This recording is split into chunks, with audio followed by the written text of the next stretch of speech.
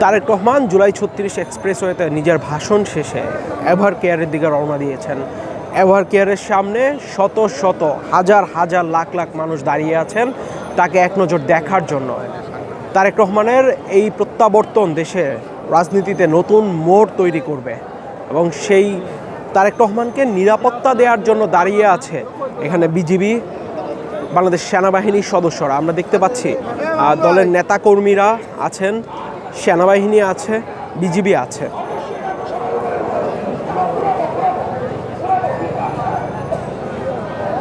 আমরা একটু দেখানোর চেষ্টা করছি দলের যে নেতাকর্মীরা আছেন তারা জড়ো হয়েছেন এভার কেয়ারের সামনে।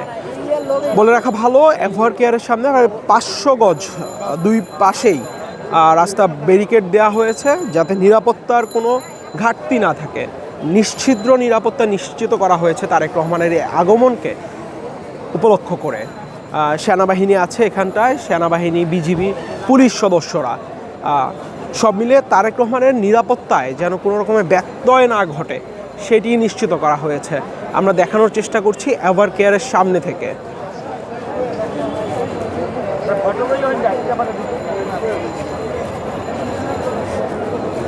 ঠিক এই পথটা দিয়েই তারেক রহমান এভার কেয়ার হসপিটালে যাবেন তার মা সাবেক প্রধানমন্ত্রী বেগম খালেদা জিয়াকে দেখতে। গত 23 নভেম্বর থেকে খালেদা জিয়া এভার কেয়ার হসপিটালে অসুস্থ অবস্থায় চিকিৎসাধীন আছেন।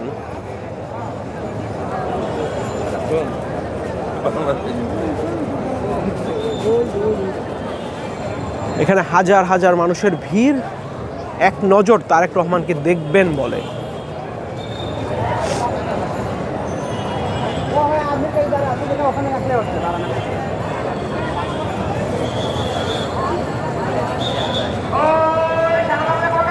সবশেষ খবর অনুযায়ী তারেক রহমান জুলাই ৩৬ এক্সপ্রেসওয়েতে তার ভাষণ শেষে এভার কেয়ারের দিকে রওনা দিয়েছেন।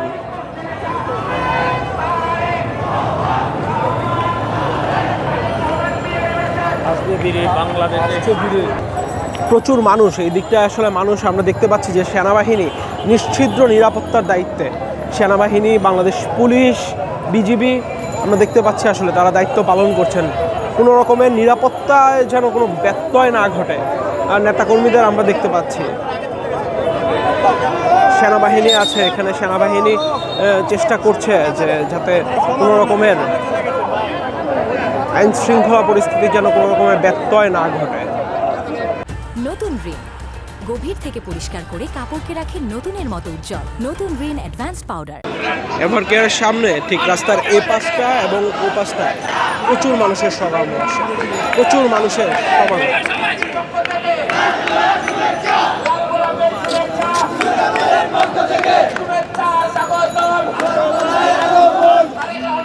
তারেক রহমানের আগমন স্লোগান দেওয়া হচ্ছে, সেই স্লোগান আমরা শুনতে পাচ্ছি।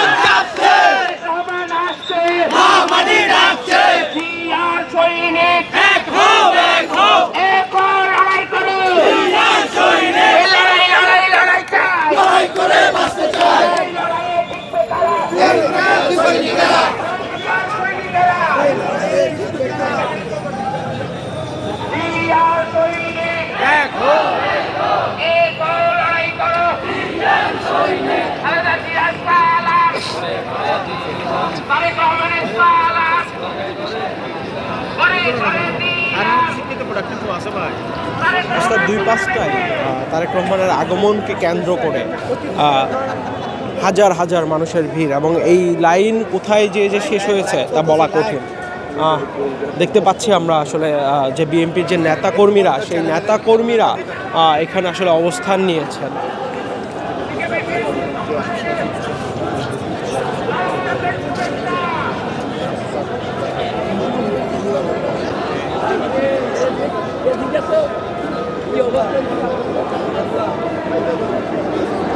তারেক রহমানের এই আগমনকে কেন্দ্র করে দেশে যে প্রত্যাবর্তন, স্বদেশ প্রত্যাবর্তন, নিশ্চিদ্র নিরাপত্তার ব্যবস্থা রাখা হয়েছে। বাংলাদেশ পুলিশ, সেনাবাহিনী, বিজিবি পুরোপুরি যে নিরাপত্তা দেওয়ার কাজে তারা নিরাপত্তা দেওয়ার কাজে নিয়োজিত আছে। আমরা দেখতে পাচ্ছি যে আইন শৃঙ্খলা পরিস্থিতি নিরাপত্তা দেওয়া, যাতে নিরাপত্তায় কোনো রকম ব্যত্যয় না ঘটে সেই ব্যবস্থাই করা হয়েছে।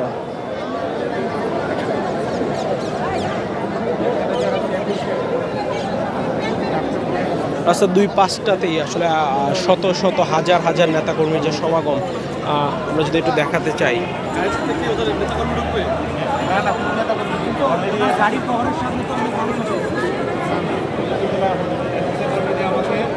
গাড়ি যাবে না নাকি ওই যে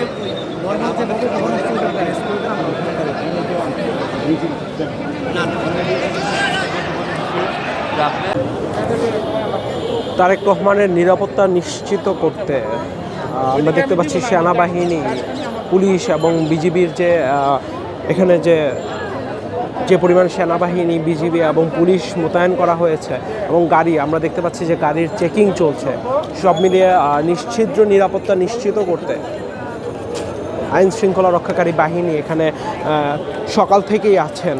তারেক রহমান তার ভাষণ শেষ করে এভার কেয়ার হসপিটালের দিকে আসলে রওনা দিয়েছেন। আমরা দেখতে পাচ্ছি যে আমরা ঠিক এভার কেয়ারের সামনেই অবস্থান করছি। দেখতে পাচ্ছি যে সেনাবাহিনী, পুলিশ এবং বিজিবি এবং গাড়িগুলোর যে প্রপার চেকিং করে গাড়িগুলো ঢুকানো হচ্ছে এবং যাতে কোনো রকমের নিরাপত্তার ব্যত্যয় না ঘটে সেটি নিশ্চিত করতে এখানে সেনাবাহিনী, পুলিশ এবং বিজিবি অবস্থান নিয়েছে। এবং একই সাথে শত শত লাখ লাখ নেতাকর্মীর ভিড় এভার কেয়ার হসপিটালে। একদম বসুন্ধরা যে রাস্তাটি দিয়ে তারেক রহমান প্রবেশ করবেন, সেই রাস্তার দুই সাইডেই মানুষের যে সমাগম আমরা দেখতে পাচ্ছি, যে নেতারা, কর্মীরা এখানে যেভাবে আসলে অবস্থান নিয়েছেন, আমরা সেটি দেখানোর চেষ্টা করছি।